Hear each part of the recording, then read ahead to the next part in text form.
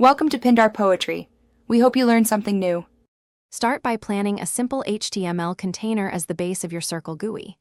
Use a container with width 200 px and height 200 px and set border radius 50%. Apply display, inline block, position, relative, overflow, hidden for clean circular layout.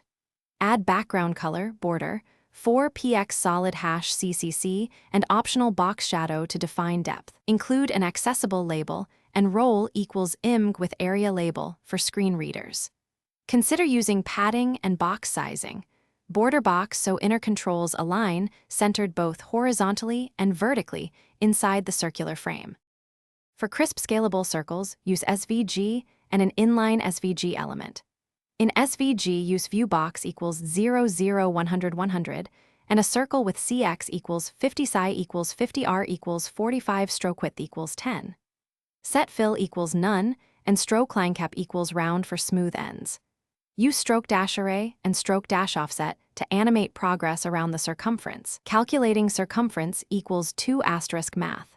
Pi asterisk R, group controls with G and use transform origin. 50% 50% to rotate elements precisely. Tie CSS variables to SVG attributes for themable colors and transition properties for smooth. When you need pixel control or dynamic drawing, choose an HTML5 canvas element sized 200 x 200 and get the 2D context. On canvas, use CTX. Arc 100 180 0 2 asterisk math, pi and CTX, fill or CTX, stroke to draw the circle. For hit testing, capture mouse events, compute angle with math, atten2 y psi, xcx, and convert to degrees or percentage to map position to value. Animate changes with request animation frame and limit redraws to when values change to save CPU. Finally, expose keyboard controls and area updates so the circular GUI remains accessible. Thanks for watching. Consider subscribing if we helped you.